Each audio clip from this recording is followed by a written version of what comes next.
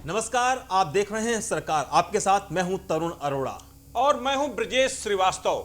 आज फिर आपके पसंदीदा शो को लेकर हाजिर हूं, लेकिन अभी कई खबरें आपको सिलसिलेवार तरीके से बताएंगे। लखनऊ के पंचम तल से लेकर ब्यूरोक्रेसी की हर हलचल, जो खबर आपने किसी भी चैनल पर नहीं देखी होगी, आज हम करेंगे उस खबर का पूरा विश्लेषण। तो वक्त गंवाए बिना नजर डालते हैं सरकार की टॉप 5 कवर स्टोरीज पर। सरकार में सबसे पहले तैयारियां शुरू हो चुकी हैं। आगामी बजट के लिए अधिकारी दिन रात नए आइडिया खोज रहे हैं। क्या है वो आइडिया, दिखाएंगे आपको सिर्फ सरकार में एक्सक्लूसिव। सरकार में दूसरी हमारी स्टोरी होगी पूर्वांचल विद्युत वितरण निगम की, जिसके निजीकरण का प्रस्ताव 15 जनवरी 2021 तक टल गया है। लेकिन अगर निगम की आर्थिक स्थिति बेहतर नहीं हुई तो बिजली व्यवस्था निजी हाथों से जाने की जो प्रक्रिया है वो शुरू हो जाएगी। आखिर कैसे हुई पूर्वांचल विद्युत वितरण निगम की हालत पतली और कैसे उबर सकता है पूर्वांचल विद्युत वितरण निगम, दिखाएंगे आपको सरकार में। अगली हमारी स्टोरी होगी सरकार में। यूपी में लापरवाह अफसरों पर योगी सरकार सख्त हो गई है। सरकारी मुकदमों की पैरवी में सुस्ती पर मुख्यमंत्री नाराज हैं। किन विभागों के अधिकारी हैं सीएम योगी के रडार पर, दिखाएंगे आपको सरकार में। सरकार में बात होगी उत्तराखंड के राजाजी नेशनल पार्क की, जहां वन विभाग में एक अधिकारी सब पर भारी नजर आ रहा है। कौन है यह अधिकारी और किसे चिट्ठी लिखकर दे रहे हैं धमकी, दिखाएंगे आपको एक्सक्लूसिव सरकार में।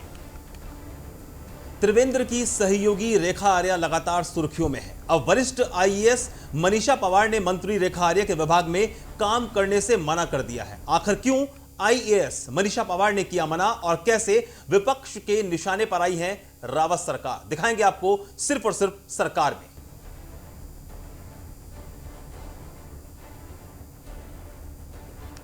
जल्द खुलेगा सिम। और दूसरी खबर होगी सीएम के रडार पर लापरवाह अफसर। करंट अभी बाकी है। आईएएस की मंत्री साहिबा से अदावत, क्यों है वो अदावत, आइए देखेंगे। राजा जी का बेलगाम वार्डन।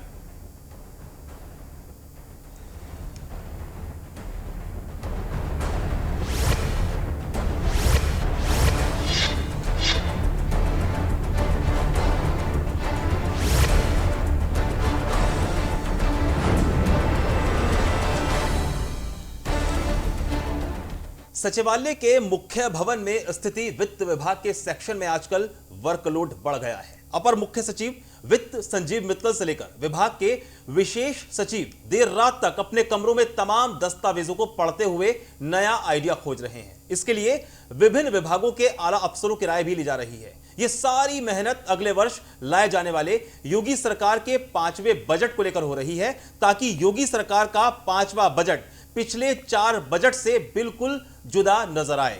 योगी सरकार के पिछले 4 बजट हर वर्ष किसी न किसी खास सेक्टर पर फोकस रहे हैं। अब सरकार चाहती है कि उसका 5वां बजट सबको खुश करने वाला हो, यानी 5वां बजट हर किसी की उम्मीदों का गुलदस्ता साबित करने वाला हो।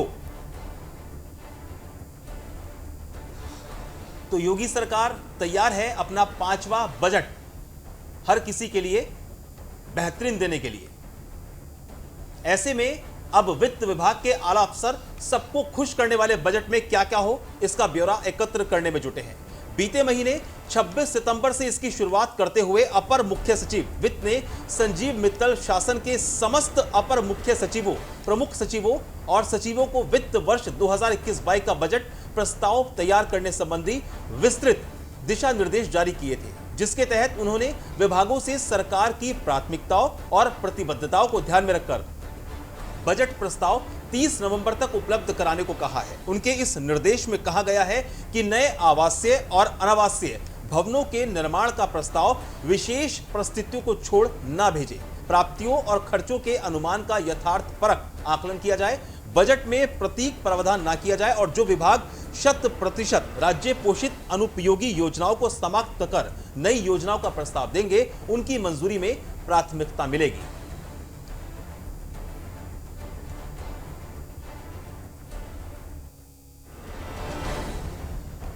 ऐसी अपेक्षा के बीच सबको खुश करने वाला बजट तैयार करना आसान नहीं है। जी हां, बिल्कुल आसान नहीं है। आखिर इस बजट में क्या क्या होगा, इस सवाल पर कोई सीधा जवाब न देते हुए वित्त विभाग के आगामी बजट कुछ चौंकाने वाला होगा। इसमें हर गांव, हर परिवार की बात होगी तो दमी किसान, महिला, नौजवान की भी चिंता नजर आएगी। व्यापारी और बेरोजगार के लिए कुछ खास होगा तो बेसहारा की सहारा बनने वाली कोई ना कोई सौगात भी संभव है। बजट में हर गांव को डिजिटल बनाने और हर गांव को सड़क से जोड़ने जैसी पुरानी घोषणाओं के लिए भी धनराशि आवंटित होगी।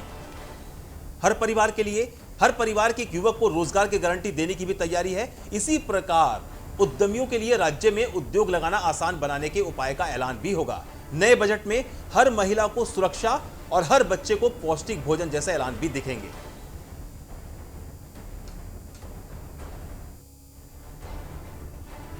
तो सरकार तैयार है। योगी सरकार के 4 बजट में बिंदुओं पर फोकस था। आपको ग्राफिक्स के जरिए दिखाते हैं। 2017-18 के बजट में किसानों की कर्ज माफी हुई, किसान केंद्र में थे। 2018-19 के बजट में इंफ्रास्ट्रक्चर और छोटे मझोले उद्योगों पर फोकस रहा।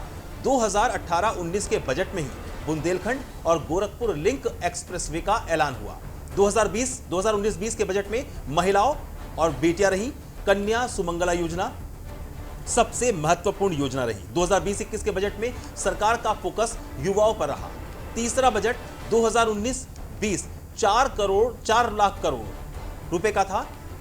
चौथा बजट 2020-21 5.12 लाख करोड़ रुपए का था।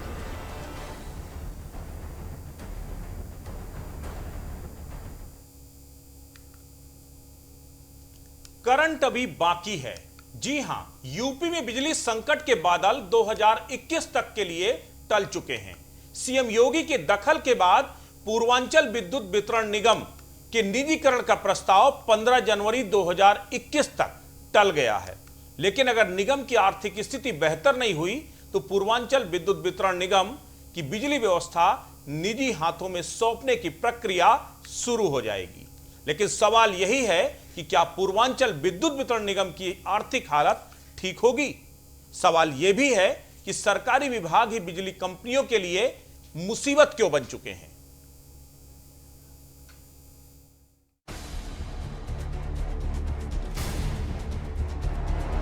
उत्तर प्रदेश में बिजली संकट के बादल 2021 तक के लिए टल चुके हैं।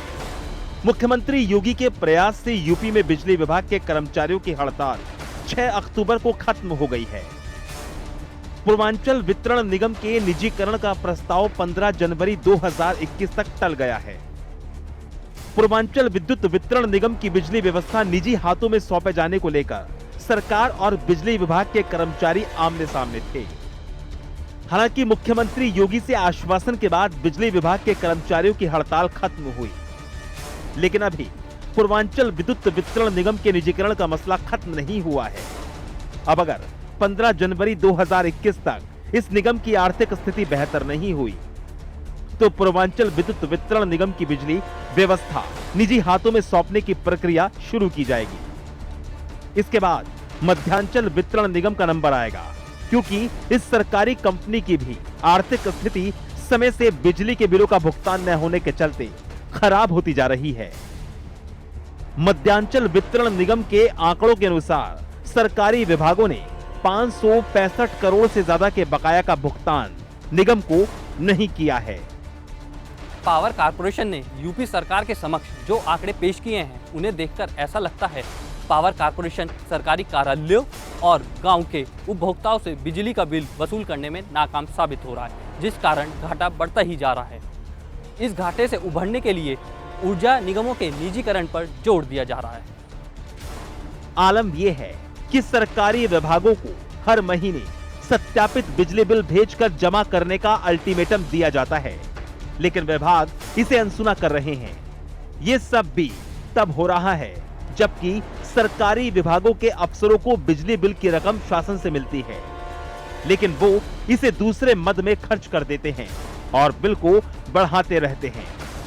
सरकारी विभागों के इसी रवैये के चलते पूर्वांचल विद्युत वितरण निगम की बिजली व्यवस्था निजी हाथों में सौंपने की नौबत आ गई और इस रवैये का दूसरा शिकार मध्यांचल वितरण निगम होने की ओर है। वर्तमान में मध्यांचल निगम में 69 सरकारी विभाग 565.62 करोड़ रुपए दबाए बैठे हैं, जिसमें सबसे बड़ा बकायेदार प्राथमिक शिक्षा विभाग पर है, जिसके ऊपर 212 करोड़ रुपए की देनदारी है और वहीं दूसरे स्थान पर पुलिस विभाग व तीसरे स्थान पर पंचायती राज है। इन निगम के जिलों में तैनात डीएम व कमिश्नर भी शामिल हैं। और आपको ये भी बता दें, इनके आवास और दफ्तर के बिजली का भुगतान अभी तक नहीं हुआ है। मध्यांचल विद्युत वितरण निगम में 19 जिले आते हैं। इनमें लखनऊ, रायबरेली, उन्नाव, हरदोई, सीतापुर, लखीमपुर, शाहजहांपुर, बरेली, बदायूं, पीलीभीत, बाराबंकी, अयोध्या, अंबेडकर नगर, सुल्तानपुर, अमेठी, बहराइच, गोंडा, बलरामपुर, श्रावस्ती शामिल हैं। इन जिलों के डीएम कमिश्नर कार्यालयों के बिल बकाया हैं। कई जिलों में तो डीएम और कमिश्नर आवास का भी बिल बकाया, लेकिन इंजीनियर्स की हिम्मत नहीं है कि वे इनके कनेक्शन काट दें। अब आपको ग्राफिक्स के जरिए मध्यांचल के टॉप 10 कर्जदार विभाग दिखाते हैं। प्राथमिक 212 करोड़, पुलिस 70 करोड़ 39 लाख, पंचायती राज 63 करोड़ 55 लाख, एलोपैथिक चिकित्सा 33 करोड़ 7 लाख, जिला प्रशासन 24 करोड़ 99 लाख, सार्वजनिक स्वास्थ्य 18 करोड़, जल संस्थान 13 करोड़ 20 लाख, लोक निर्माण 12 करोड़ 68 लाख, सिंचाई अधिष्ठान 10 करोड़ 79 लाख, माध्यमिक शिक्षा 10 करोड़ 18 लाख। मध्यांचल विद्युत वितरण निगम लिमिटेड के निदेशक ब्रह्मपाल का कहना है कि सरकारी उपभोक्ता हो या प्राइवेट उपभोक्ता, जो बिल जमा नहीं करेगा उसकी बिजली अब कटेगी। जी हां, आपको बता दें, गैर सरकारी उपभोक्ताओं की बिजली कटने का दौर अब शुरू हो चुका है। अब बारी है सरकारी बकायेदारों की बिजली कटना। पावर कॉरपोरेशन ने मौजूदा वित्तीय वर्ष में पूर्वांचल विद्युत वितरण निगम से वसूली के लिए 9,463 करोड़ की राजस्व वसूली का टारगेट रखा है। इस वित्तीय वर्ष के 6 महीने बीत जाने के बाद भी इस डिस्कॉम से 2,748 करोड़ रुपए की राजस्व वसूली हो पाई है। अभी पावर कॉरपोरेशन को इस टारगेट को पूरा करने के लिए अगले 6 महीने में 6,715 करोड़ रुपए की राजस्व वसूली करनी होगी। हर महीने पूर्वांचल विद्युत वितरण निगम को करीब 1,150 करोड़ की राजस्व वसूली करनी होगी। जानकारों के मुताबिक इस टारगेट को पूरा करने के लिए पूर्वांचल विद्युत वितरण निगम मैनेजमेंट को काफी मेहनत करनी होगी। इंजीनियर्स को साथ लेकर आगे बढ़ना होगा, जिससे तय समय में लक्ष्य को हासिल किया जा सके। सरकार के लिए bureau report, news one India. UP में लापरवाह अफसरों पर योगी सरकार सख्त हो गई है। सरकारी मुकद्दमों की पैरवी में सुस्ती पर मुख्यमंत्री नाराज हैं। पैरवी में सुस्त 24 विभागों को अभियान चलाने का निर्देश दिया गया है। सीएम की नाराजगी के बाद मुख्य सचिव ने अफसरों को पत्र लिखा है। इस पत्र में मुख्य सचिव ने क्या लिखा है, देखिए सरकार में एक्सक्लूसिव रिपोर्ट। यूपी में फिर खुली नौकरशाहों की पोल। समय पर लगाते हैं हाजिरी, लेकिन करते नहीं काम। अफसरों की लापरवाही से लगा मुकद्दमों का अंबार। अफसरों के रवैये से सीएम योगी हुए नाराज। सूबे के तमाम नौकरशाह बेहद लापरवाह हैं। वो तय समय पर दफ्तर आते हैं, देर रात तक काम भी करते हैं, लेकिन उनके विभाग में फाइलों का ढेर कम नहीं होता। जाहिर है कि ये अफसर दफ्तर में काम कम, लफ्फाजी ज्यादा करते हैं, जिसके चलते ऐसे अफसरों के विभागों में अदालती मामलों की संख्या बढ़ती जा रही है। जबकि मुख्यमंत्री योगी का स्पष्ट निर्देश है कि मुकदमों की पैरवी करने में लापरवाही ना बरती जाए। मुख्य सचिव आर.के. तिवारी भी इस मामले में हर 3 महीने में अधिकारियों को सतर्कता बरतने के निर्देश देते रहे हैं। इसके बाद भी सरकारी मुकदमों की पैरवी में लापरवाही बरती जा रही है। और रोचक बात यह है, ऐसी लापरवाही एक दो अफसरों ने नहीं बल्कि 24 विभागों के मुखिया ने बरती है। इनमें कई अफसर तो मुख्यमंत्री के बेहद चहेते हैं, लेकिन इन्होंने भी सरकारी मुकदमों की पैरवी में घोर लापरवाही बरती। इन अफसरों के विभागीय मुकदमों की पैरवी में सुस्ती और लापरवाही बरतने का मामला बीते दिनों मुख्यमंत्री के सामने आ गया। पिछले दिनों सूबे के मुख्यमंत्री योगी आदित्यनाथ ने यह जाना कि सैकड़ों मामलों में अभी भी सरकार की तरफ से पक्ष अदालत में दाखिल नहीं किया गया। जी हां, आपको बता दूं, 2012 से एक भी प्रतिशपथ पत्र सरकार की ओर से अदालत में पेश नहीं किया गया है। आखिर ऐसी क्या वजह थी कि अभी तक एक भी प्रतिशपथ पत्र अदालत में दाखिल नहीं किया गया? अगर कोई दिक्कत थी भी तो उसका हल अफसरों ने विभागीय मंत्रियों से जानकर समझकर क्यों नहीं निकाला? आखिर पुराने और वर्तमान में तैनात अफसरों को ऐसे प्रकरणों पर निर्णय लेने में क्या समस्या है? उसे सामने क्यों नहीं लाया जा रहा? ऐसे तमाम सवाल मुख्यमंत्री के जहन में भी तब आए जब उन्हें यह पता चला कि सरकार में तमाम उनके चहेते अफसरों के विभागों में भी 1000 से अधिक मामलों में प्रति शपथ पत्र दाखिल नहीं किया गया है, जबकि मुख्य सचिव के स्तर से उन्हें लंबित प्रकरणों पर शपथ पत्र दाखिल करने के लिए कहा गया था। फिर भी तमाम आला अफसरों ने इस मामले में कोई पहल नहीं की, जिसे देखकर मुख्यमंत्री योगी आदित्यनाथ ने इस स्थिति पर नाराजगी जताई है और पैरवी में सुस्त 24 विभागों को अभियान चलाकर प्रति शपथ पत्र दाखिल कर उसकी रिपोर्ट उन्हें देने का निर्देश दिया है। यानी अब मुख्यमंत्री खुद यह देखेंगे कि किस किस अधिकारी ने तय समय में प्रति शपथ पत्र दाखिल किया है या नहीं। मुख्यमंत्री सचिवालय के अफसरों की माने तो समय से लंबित मामलों में प्रति शपथ पत्र दाखिल कराने की विभागों की अहम जिम्मेदारी होती है, लेकिन इस मामले में अफसरों की घोर लापरवाही देखी जा रही थी। सूबे के मुख्यमंत्री योगी आदित्यनाथ को जब इसकी जानकारी हुई तो उन्होंने लंबित मामलों में दाखिल शपथ पत्र की समीक्षा की। सीएम योगी को समीक्षा बैठक में पता चला कि नगर विकास, राजस्व, गृह, चिकित्सा, स्वास्थ्य और वित्त सहित 11 विभाग ऐसे हैं जहां 1000 से अधिक मुकदमों में शपथ पत्र तक दाखिल नहीं किया गया है, जबकि नगर विकास और राजस्व में तो 7,000 से अधिक शपथ पत्र दाखिल करने के मामले लंबित हैं। ये देखकर मुख्यमंत्री भी भौचक्के रह गए और उन्होंने इस स्थिति पर सख्त नाराजगी जताई। मुख्यमंत्री योगी ने मुख्य सचिव आर.के. तिवारी को इस मामले में सख्त निर्देश लापरवाही बरतने वाले अफसरों को देने को कहा। अब आपको ग्राफिक्स के जरिए दिखाते हैं आखिर किन किन विभागों में कितने लंबित शपथ पत्र हैं। नगर विकास 7,538, राजस्व 7,013, गृह 3,871, चिकित्सा स्वास्थ्य 3,568, वित्त 3,293, उच्च शिक्षा 2,359, बेसिक शिक्षा 2,259, समाज कल्याण 1,572, औद्योगिक विकास 1,405, संस्थागत वित्त 1,292, आवास वह शहरी नियोजन 1,247, चिकित्सा शिक्षा 907, गन्ना उद्योग व चीनी विकास 78, कृषि 751, माध्यमिक शिक्षा 614, नियुक्ति 548, ग्रामीण विकास 548, अल्पसंख्यक कल्याण 532, श्रम 489, खाद्य एवं रसद 418, ऊर्जा 401, वन 383, भूतत्व खनिकर्म 270, सिंचाई 266।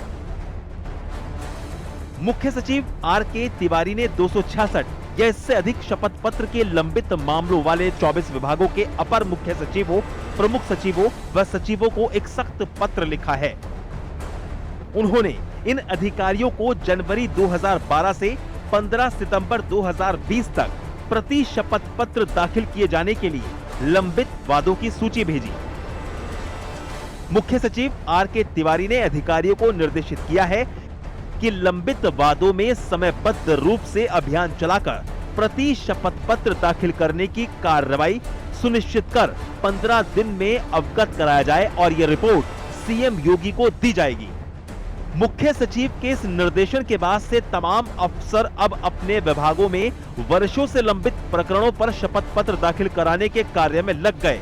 इन अफसरों की सक्रियता को देखकर अब सचिवालय में यह कहा जा रहा है कि जो काम बीते 8 साल में नहीं हुआ वो अगले 15 दिनों में हो जाएगा। इसे ही योगी इफेक्ट कहा जा रहा है। सरकार के लिए ब्यूरो रिपोर्ट, न्यूज़ 1 इंडिया। सरकार में अब बात होगी त्रिवेंद्र रावत की सहयोगी रेखा आर्या की, जो लगातार चर्चा में बनी हुई हैं। मंत्री रेखा आर्या के साथ काम करने में अब उत्तराखंड के अफसर हिचकिचाने लगे हैं। जी हां, वरिष्ठ आईएएस मनीषा पवार ने मंत्री रेखा आर्या के विभाग में काम करने से मना कर दिया है। वहीं विपक्ष को भी सरकार के खिलाफ बोलने का मौका मिल गया है।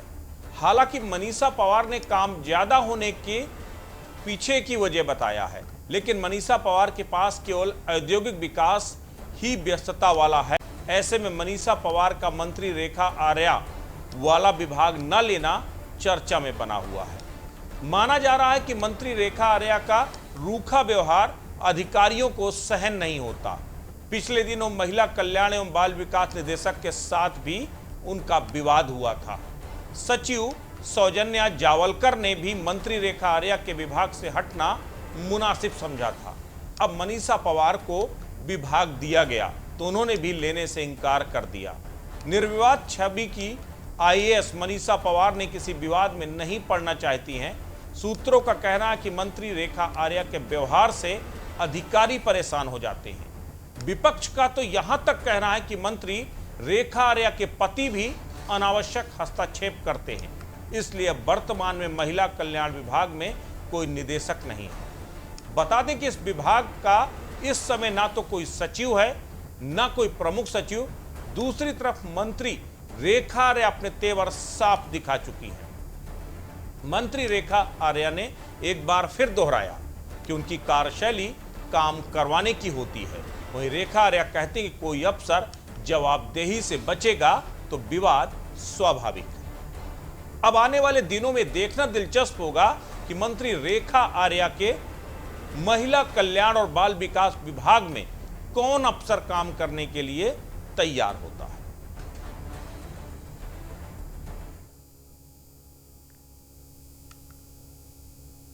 सरकार में अब बात होगी उत्तराखंड के राजाजी नेशनल पार्क की, जहां वन विभाग में एक अधिकारी सब पर भारी वाली कहावत को चरितार्थ कर रहा है। राजाजी पार्क के वार्डन कोमल सिंह एक बार फिर विवादों में है। वार्डन साहब अपने अधिकारियों को ही धमकी दे रहे हैं। जी हां, धमकी। अधिकारी भी छोटा है, बल्कि वन विभाग के मुखिया प्रमुख मुख्य वन संरक्षक को ही धमकी दे रहे हैं।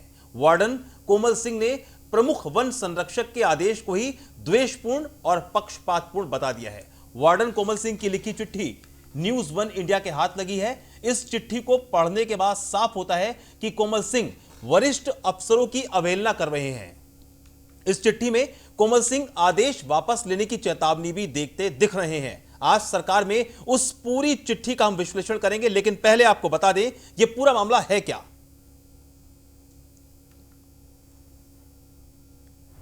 अब आपको ग्राफिक्स के जरिए दिखाते हैं क्या है पूरा मामला। दरअसल 25 जुलाई 2020 को हरिद्वार में एक बैठक हुई। बैठक में राजाजी पार्क के निदेशक डीके सिंह भी मौजूद रहे। बैठक में पशु चिकित्सा अधिकारी डॉक्टर अदिति शर्मा, डॉक्टर राकेश नौटियाल भी मौजूद थे। दोनों पशु चिकित्सा अधिकारियों ने बाद में वार्डन कोमल सिंह पर आरोप लगाया। वार्डन कोमल सिंह पर अभद्र और अपमानजनक भाषा का इस्तेमाल करने का आरोप लगाया। मुख्य वन संरक्षक वन्यजीव रंजना काला ने जांच रिपोर्ट तैयार की। पीसीसीएफ जयराज ने अपने 29 अगस्त को निर्णय में वार्डन को चेतावनी जारी की। इस निर्णय में आदेश के खिलाफ ही वार्डन कोमल सिंह ने पत्र लिखकर चेतावनी दे दी। राजाजी पार्क के वार्डन कोमल सिंह की चिट्ठी हम आपको सरकार में एक्सक्लूसिव दिखा रहे हैं। इस चिट्ठी के महत्वपूर्ण अंश आपको ग्राफिक्स के जरिए दिखा रहे हैं। वार्डन कोमल सिंह ने प्रमुख मुख्य वन संरक्षक को चिट्ठी लिखी।